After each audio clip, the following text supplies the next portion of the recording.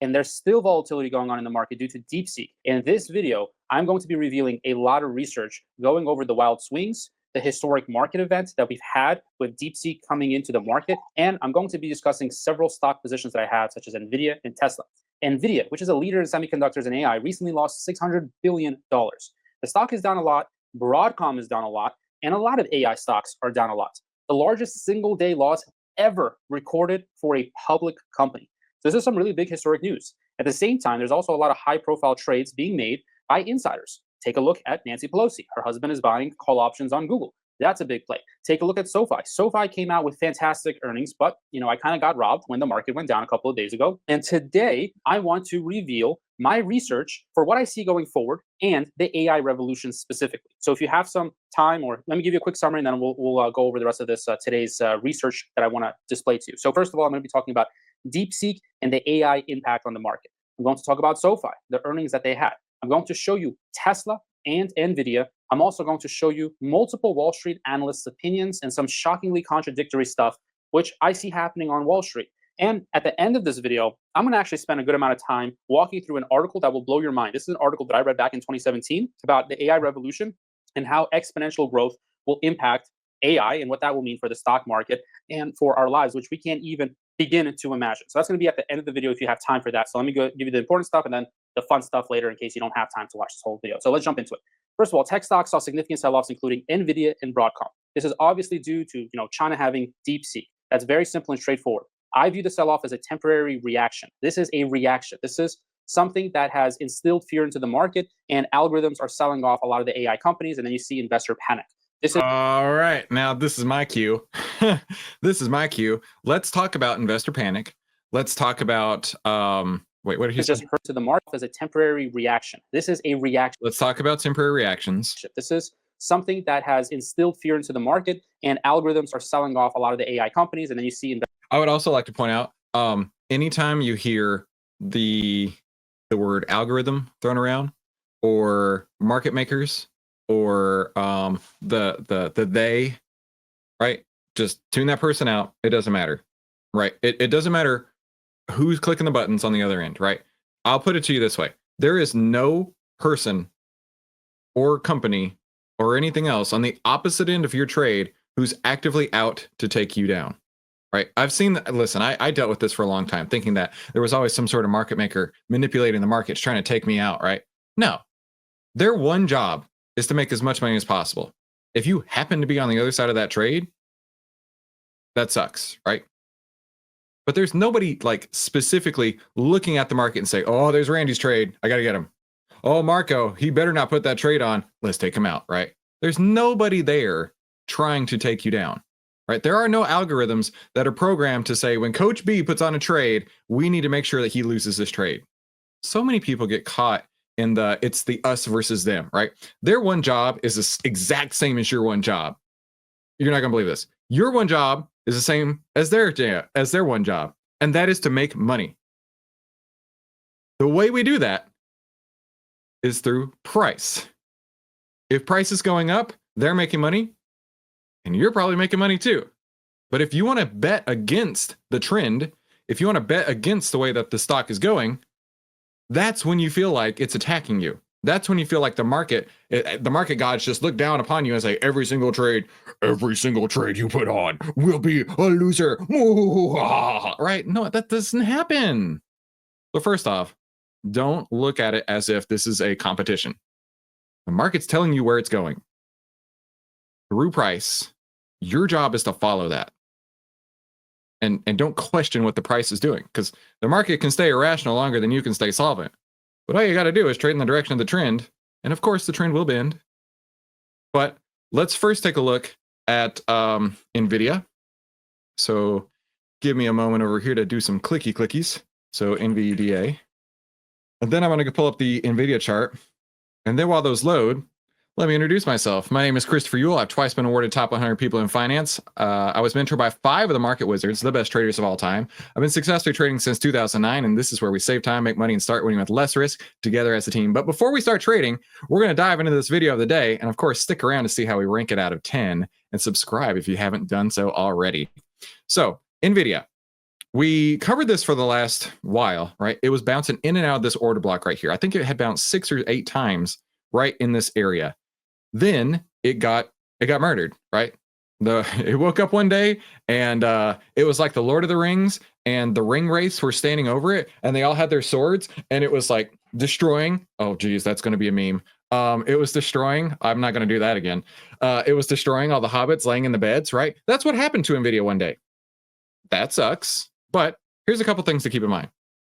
While yes, that was a big sell-off, right? While it was a big sell-off, the trend is down. The trend is currently down. You've got your outlier trend template showing the 10 is under the 20, price is under the 50. Okay. Now, if we're going to talk about fear and greed, that's our bread and butter right here. So I may have to reload that screen just a second here.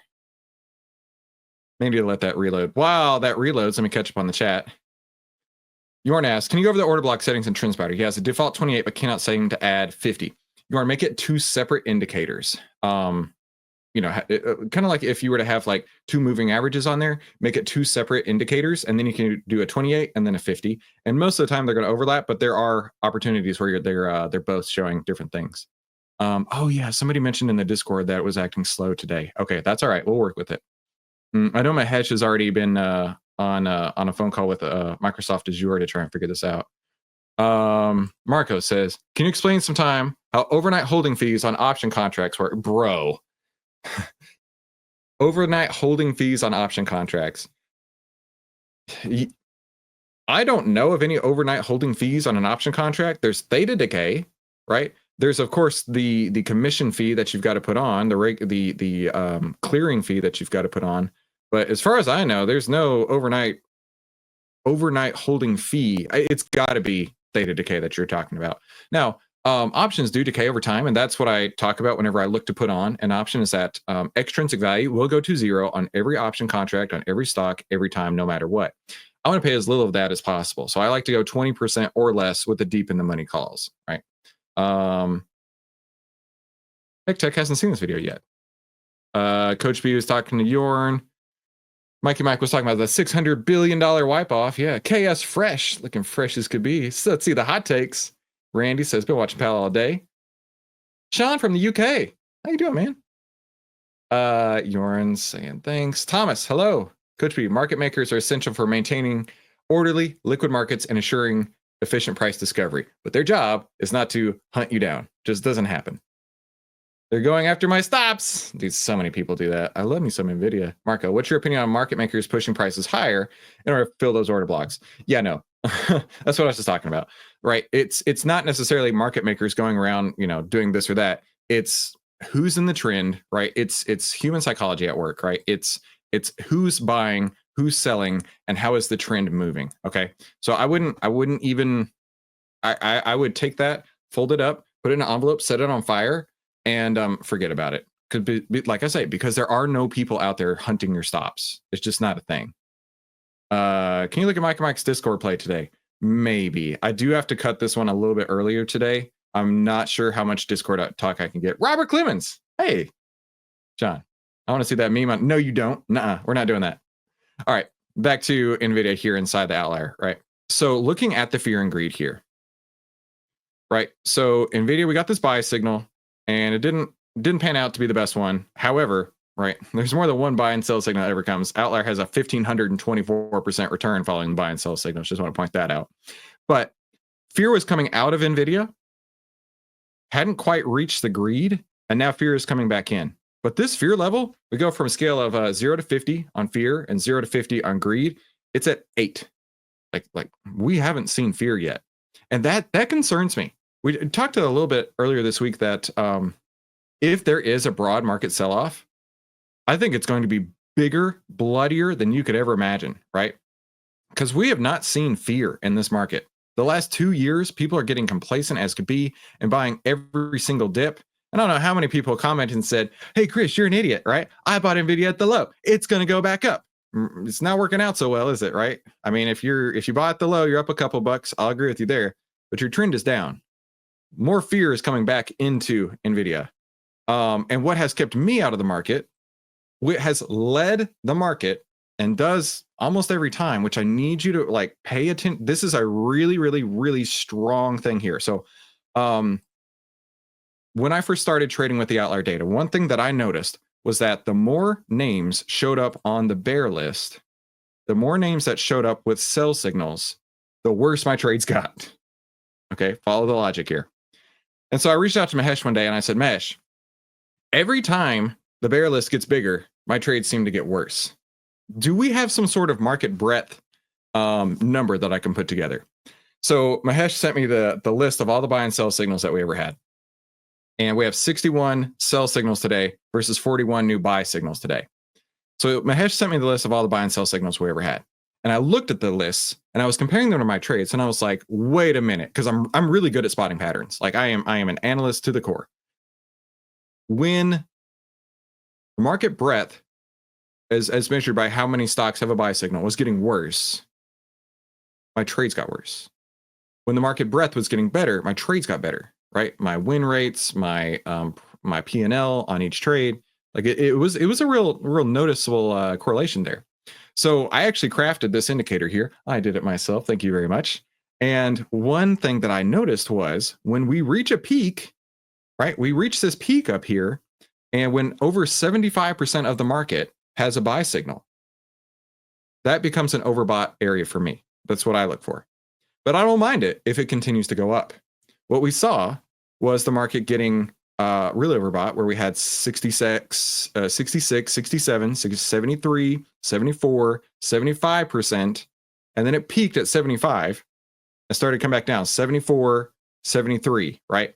So a couple days ago, I put out on my YouTube community feed, I said, I think we're about to see the acceleration of a pullback here, which is exactly what we're seeing.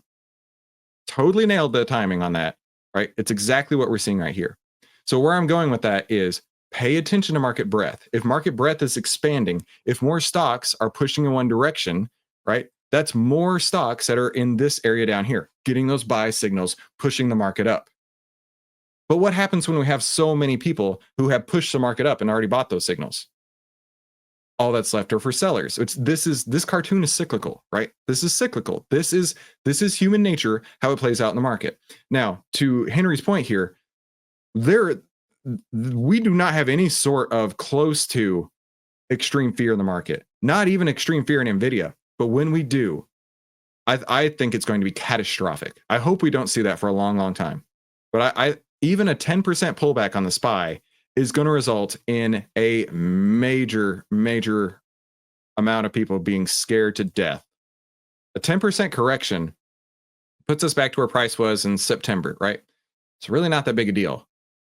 But when people got used to buying every dip and it only goes up for 2 solid years, a 10% correction like this is going to wipe out accounts like you've never seen. It's going to be scary. We're not even close. We haven't even started. No way. Okay, let me catch it back on the chat. We'll go back to the video here. I'm not sure if I can get to that today, like I said. Robert, very new investor here. Want to directly thank you for your rule about protecting investments. I set a stop loss on Nvidia Sunday, ended up saving me a buttload of money. Yeah, dude, you are welcome, and congratulations for that, saving that money right there. Marco, all right. So it's in the same nonsense, that liquidity grabs and the other shenanigans. Glad to be here and got sin stock. Yeah, dude, there's so uneducated people like to say that there are people out there trying to take you out. Like there's stop hunters and there's things like that. It's not a thing. The one job everybody has in the market is to follow price as it's going up, because only price pays. Nobody's out to get you. All right. This is not like a bully on the playground trying to take you out. Let's continue on. Investor panic. This is just herd behavior. Now, I'm not going to lie, this is kind of bad in the short term. All right. So this pullback is expected. However, I believe it's a little bit overblown, to say the least. And I'm not altering my long-term outlook on demand for computer power. Advances in efficiency could lead to new AI applications, and DeepSeek coming out in the market is actually, I think it's a brilliant thing for the market overall, and it actually has a testament to the market, and it kind of proves how valuable AI is. So although we had a big sell-off, this sell-off is just a bunch of sheep running into one direction, but then they can come back to the same direction, back to the same location. So it's really not a big deal, aside from the short-term pains. And obviously, you see the tech Silicon Valley billionaires losing immense amounts of money, right? Billions of their net worth. But Despite the short-term disruptions, Nvidia remains critical for for the computer solution. Nvidia remains critical for the AI revolution. Why? Well, competition amongst AI providers Looks like he's reading that, like he's created a script. like OpenAI, Amazon, Microsoft, they are going to have continued GPU demand. That demand is not going anywhere. And you see Nvidia selling picks and shovels. What picks and shovels means, if you don't know, it's basically This is a fair point. Very fair point. when the gold rush was happening in the United States of America, it was decades ago, the entrepreneurs that were selling picks, shovels, supplies to miners often made a lot more and more consistent profit than the miners searching for gold themselves. So see, Nvidia is taking advantage of the same opportunity where Nvidia is selling GPUs to companies that need GPUs. So they're not really taking a risk in a certain direction. They're just powering the entire AI revolution as a whole. And that's why they're going to have a lot of money. They're going to see a lot of profits into the future, regardless of DeepSeek and regardless of competitors like AMD, Intel. Although I do think AMD is also a brilliant move because it's also a good piece of the pie of the AI revolution. So there is limited alternatives to Nvidia. Nvidia continues to be the only game in town, as I'm going to say. I'm going to quote that because I was reading a lot of research, and I think a lot of analysts right now, there's some controversy. Some analysts say it's the only game in town. Some analysts say it's overvalued. I do want to point out that the last time I did Invest with Henry video, he was like screaming how great of a buy AMD was as it was continuing to go down. Just putting that out there. I'm going to tell you why Nvidia is not overvalued with facts. Price. And if we're going to apply that same logic here, then Nvidia is basically going to zero. Just saying. Thomas says, I bought the Nvidia and sold it today. Got to thinking, waiting for a clear trend up. There you go. At least you found your the right way there, Thomas. Way to go. Sebastian says, make trading great again. Bought the dip in Nvidia, sold it again today. Got to thinking, wait a minute. Okay, he just kind of put it there twice. Very cool. Price to earnings ratio. And that I'm going to explain. Okay, I'm glad you brought this up. Price to earnings ratio. Who gives a shit? Just being realistic here. This morning I made a video and I was talking about how I needed to find some quotes that really helped resonate with a few of those things that I talked about, right? That sort of mentality that fundamentals mean absolutely nothing. One of them, and I forget who it was, but I think it was Bruce Kovner. He said that fundamentals follow price, right? Fundamentals follow price. So price will make the move, and then fundamentals will be there to justify why the price happened. So here's the thing. You should follow price too. And then let the fundamentals catch up to you because they only come out once a year or once a quarter. If the fundamentals only come out once a quarter, don't you think there's 89 other days of the quarter that you could be making trades and following the way that the trend is going? Right? Who gives a shit about EPS? By showing you a clip of Tom Lee and the valuation of Nvidia and what he said about Nvidia's valuation. So there's a 2-minute clip. It's a little longer, but it puts into perspective perfectly what valuation is. We're going to cut it after this clip here because I really do. I don't have all day, unfortunately. I'd love to hang with you guys all day, but I do have to run in just a little bit. Nvidia was at 100 PE. I'd probably say that there's too much good news priced in, but the PE is around 30 times. I'm not sure that that's very demanding for investors. And if you look a couple years out, it's in the 20s. I don't think Nvidia is priced for perfection. Is the market itself? I don't think so. I mean, the 10-year now is backing off to 4 or 5, so you're still paying over 20 times for a 10-year bond. The median PE in the S&P is around 18 times. Yeah, but I mean, because it's skewed, though, because of the mega caps, we're still like 22-ish times. So, earnings have to be really good from here on out, right? Don't tell me about multiple expansion again driving this train. You got to put up or shut up when it comes to earnings this period. That's right. But, I've been researching companies since the early 90s, so over 34 years.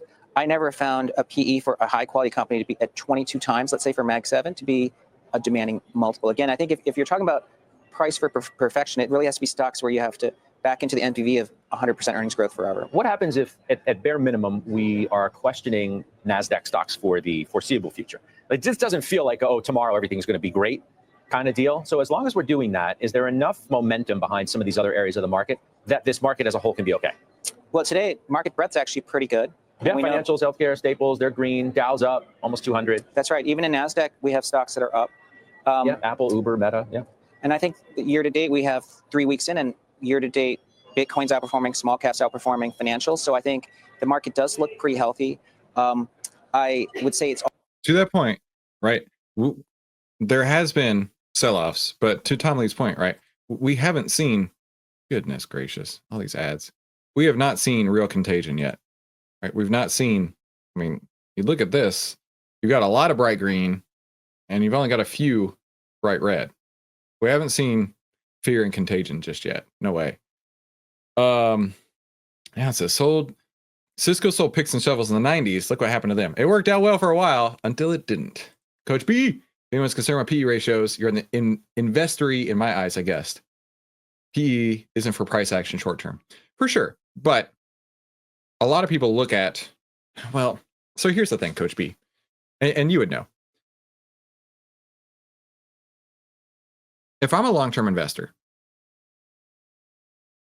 I can't imagine. It boggles my mind, right?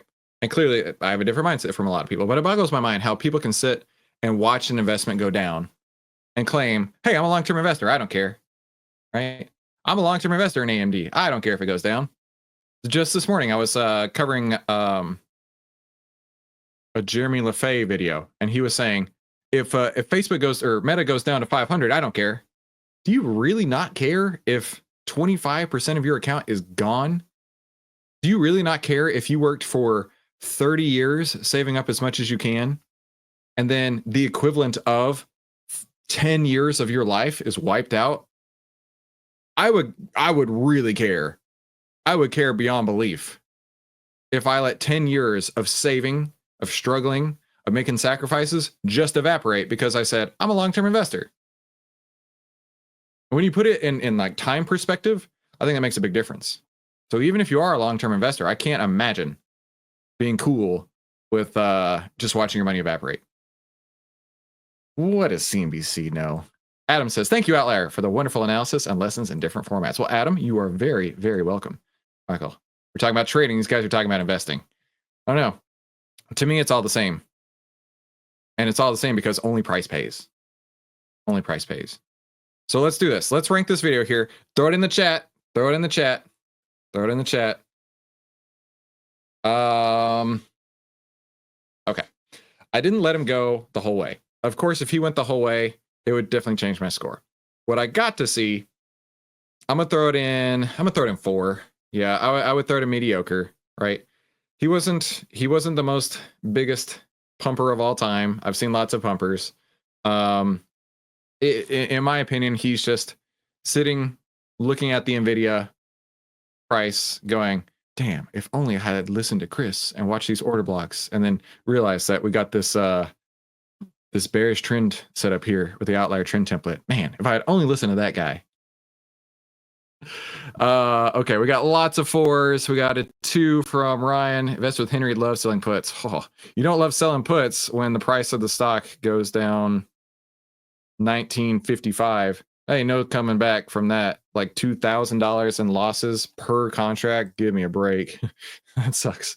Let's see. HeckTech, Reason Craving 5. We got 2s and 3s and 4s and 5s. Very cool, everybody. Very cool. Thank you all so much for that. Now, let's continue on here to today's member highlight. And we're going to jump in the Discord, but it may have to be quick. I apologize so much that I got to run, but I'm doing my best here. All right, so Mikey Mike. So he was talking about, okay, based on the golden ticket trading strategy, I would trade this call. See red arrow. Hopefully I'm correct. At what point does the delta become too far away from 80 to trade? One more thing. Robinhood does not have an extrinsic value column. Ooh, that does suck. How'd I calculate that based on the info on this chart? You're going to have to do math, which blows. Like, this is not like the easiest math. So first off, you're looking at the HSBC 47s, the delta, where's delta? Delta. Here, 88. Okay. So your open interest. Yeah, that's a good one. I would be looking more. I might be looking at the 50. Where's my delta at the 50? 74. So honestly, Mikey Mike, between the two of these, I would be more leaning on the 50 strike versus the 47 strike. And I'll explain why. First, it's going to cost you less, right? So basically half, 280 $2.95, $3 versus $6, basically. You're $3 closer to the money by doing so. It's a 75 delta. It still has 750 open interest. Okay,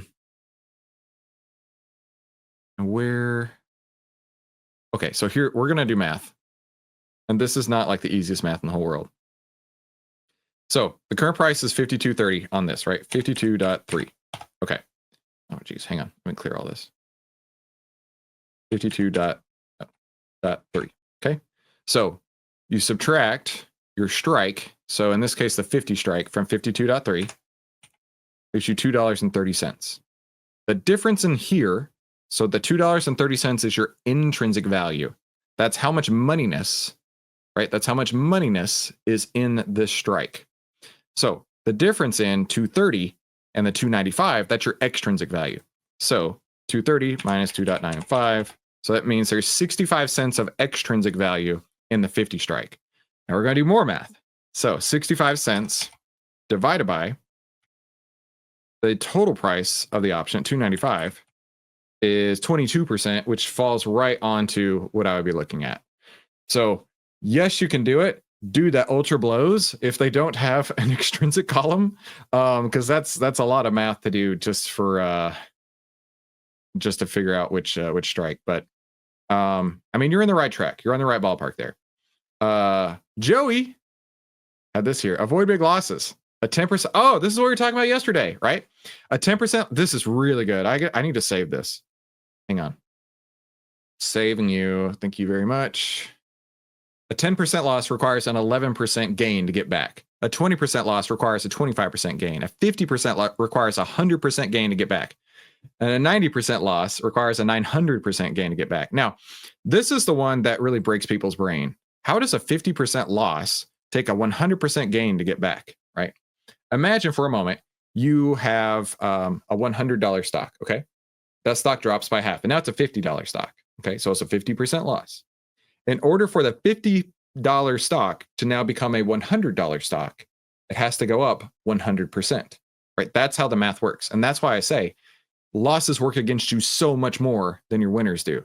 And you've got to keep in mind this exact thing right here. It can very quickly get out of hand. And while a 10% loss and 11% to get back, that's manageable. If you're down 50%, you have to double your account to get back to even. That's a lot. Mikey Mike says, math sucks. Thanks, Chris. I see a Tradier account in my future. Yes, you do. In fact, I recommend everybody go over to trade.tradier.com/outlier because you can get a pretty freaking sweet deal. I'm glad you mentioned it. I believe it's 6 months of Tradier Pro for free plus $150 reimbursement back into your account from Tradier for being an Outlier customer. So definitely want to check that out. Thanks for mentioning it. Let's continue on here. Really appreciate you guys dropping out everything in the Discord. I don't have a chance to continue on with that right now, but of course, tell everybody you know about what we do. That's me and Mahesh, of course, we're in the Fight Club. But we have the opposite saying, which is tell everybody about it, right? Now hit the like button if you haven't already, and we'll get back to trading here in the Outlier Trading Room. So real quick, what is Outlier? What does it do? Well, old Uncle Warren would say, be fearful when others are greedy, and greedy when others are fearful. An Outlier shows you if investors are acting rationally fearful or greedy, and by how much, allowing you to get into the stock move before it happens. And you can still save 64% and get the annual pass for just 82 cents a day, but that does end at the end of the month, which is at the end of the week, which means you better get on it if you want to get Outlier for just 82 cents a day. Now, my style of trading is called the golden ticket trading strategy, and it always starts with the market with the Outlier trend template. The market's going to tell you which direction it's going. So the 10 over the 20, price over the 50 on the SPY. So let's go to the SPY. And it's coming back. It's coming back. Let me take this off, remove all annotations. It's coming back. We've got the 10 is over the 20. Price is over the 50. Now you can apply this to every stock. You can apply this to every time frame. Let's say you trade on a 5-minute chart, right? Let's say you trade on a 5-minute chart. This is a great example. The SPY had been going down intraday. And then just a minute ago, did we have that crossover? The 10 crossed over the 20 right here, price crossed back over the 50, and now it's looking bullish. Okay. You can trade that on any time frame on any stock. It's just math. So the trend is definitely up. Now, market breadth, on the other hand, has peaked and is coming back in. So for me, that is a big red flag. That's the next step here, which is we have the SPY with the buy signal. The market trend is bullish right now. Market breadth, however, has peaked and is now getting lower. And as we talked about earlier, this is a perfect example of what market breadth looks like. How many people are out there trying to buy this stock? How many people are like, oh my gosh, I have to have it right now? If breadth is waning, you're at the end, you're at the tail end of this. And you don't want to be at the tail end of anything, right? Have a pleasant afternoon, Marco B. You're very welcome. Before we go, let's drop a couple quotes on here. And this is one that I saw that I wanted to mention. So Tom Basso is one of the market wizards that I worked with. I had somebody ask me the other day, they're like, oh yeah, where's your proof you worked with the market wizards? Bro, luckily for you, I was able to record some of the work that I did with them. And you can actually find that if you search around in the archives of my YouTube channel. You'll see interviews with Minervini, interviews with Jason Shapiro, interviews with Tom Basso, interviews with Jack Schwager, interviews with Larry Haight, right? They're all there, right? So I don't know why I have to give you evidence that I did work with them, but it's there. You're welcome.